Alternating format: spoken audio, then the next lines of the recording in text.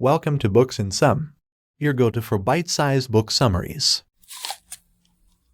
Necked by Bradford and Carole Robin. The most important details in this book are the 6 hallmarks of exceptional relationships, which are taught in the popular Stanford MBA course Interpersonal Dynamics. These book bites explore how to cultivate core behavioral competency, master emotions, and productively engage in conflict. They also highlight the costs of silence, why constructive feedback is a misnomer, and how conflict is key to growth. The authors have spent their careers teaching thousands of students and clients how to build and maintain robust relationships in a variety of settings. The key message is that exceptional relationships require a growth mindset and hard work, as well as the competencies and behaviors required to achieve them. It is important to let go of the idea that you know best, be willing to try new things and risk making mistakes, and embrace mistakes as learning opportunities.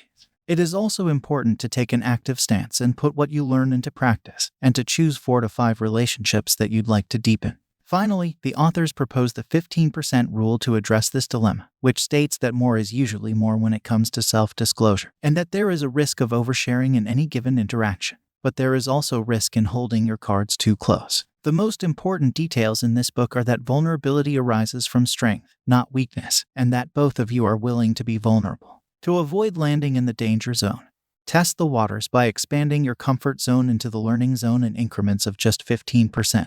When sharing, both facts and feelings are important, as they reveal different pieces of information about you. When expressing feelings, be aware of the language you use, as it can be used in both a constructive and a detrimental way. Finally, trust that self-disclosures won't be used against you. Leaders may think sharing anything that rattles their superhuman exterior will hurt their stature, but it takes fortitude to self-disclose. When dealing with self-disclosures, it is important to tread a fine line between being curious and being intrusive, and to meet people where they are. By disclosing first, you're more likely to build trust, gain acceptance, and receive reciprocated vulnerability in return. To help build conditions in which others feel more comfortable being themselves, steer clear of sympathy and advice, and instead use behaviors like listening actively, suspending judgment, using open-ended questions, listening for emotions, expressing empathy, and showing acceptance to encourage others' full expression. Personality is difficult to alter, but people can change with behaviorally specific feedback.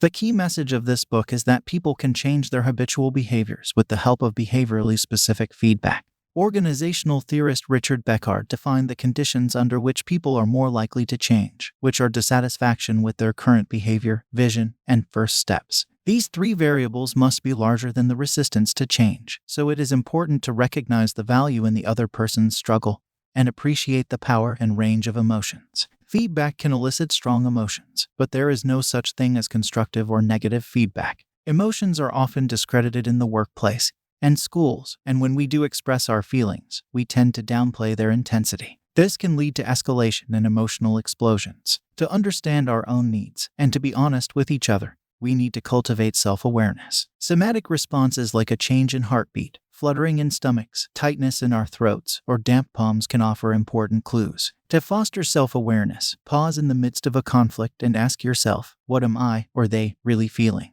Anger is an especially difficult emotion to decipher because it's a secondary emotion, often used to hide feelings. The Japanese word kintsugi, or golden repair, refers to the art of mending broken pottery with a mixture of lacquer and powdered gold, silver, or platinum. This approach is based on the philosophy that damaged objects have a history that should be celebrated rather than covered up.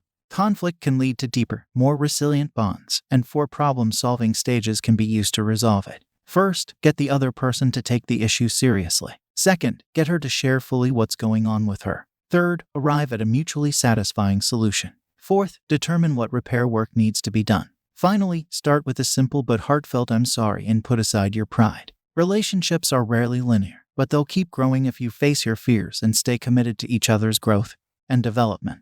To do this, it is important to acknowledge and encourage progress in ourselves and others. Challenging someone can be a compelling sign of support, but not being tough can be harmful. Building an exceptional relationship isn't easy, but the payoff is huge. It is important to show that you understand how the other person is feeling, and to view being called out on a behavior as a chance to learn. To foster honest self-disclosure, foster key competencies like self-awareness, vulnerability, and empathy, and use the feedback model to resolve tricky issues. Finally, set specific learning goals and utilize the 15% rule to focus on the ones that are most important to you. Being aware of what's working and what you want to work on increases the likelihood of spotting real-life opportunities to test your skills. Ultimately, an exceptional relationship is about a different way of being, and the opportunities for growth are infinite.